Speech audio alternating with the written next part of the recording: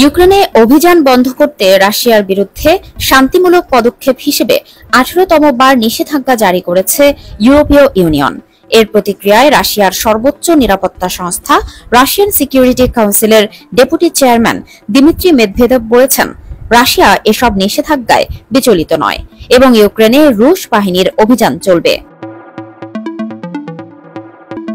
সামাজিক যোগাযোগ মাধ্যম টেলিগ্রামে পোস্ট করা এক বার্তায় মেদভেদেভ আরও বলেন, রাশিয়ার অর্থনীতি অবশ্যই টিকে থাকবে এবং ইউক্রেনীয় সেনাবাহিনীকে ছত্রভঙ্গ ও পরাজিত করার কাজও অব্যাহত থাকবে।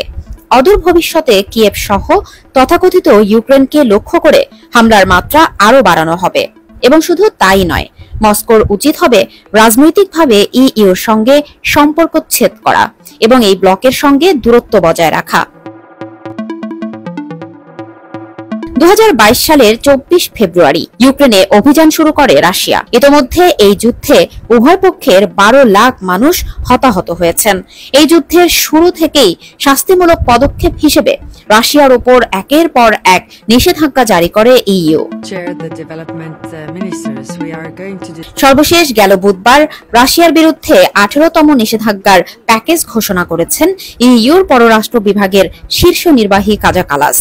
সেই প্যাকেজ বিশ্লেষণ করে দেখা গেছে, রাশিয়ার রাষ্ট্রায়ত্ত বিনিয়োগ তহবিল, রাশিয়ান ডিরেক্ট ইনভেস্টমেন্ট ফান্ড এবং 22টি রুশ ব্যাংকের সঙ্গে ইউরোপীয় ইউনিয়নের সব ব্যাংকের আর্থিক লেনদেনে নিষেধাজ্ঞা দেওয়া হয়েছে।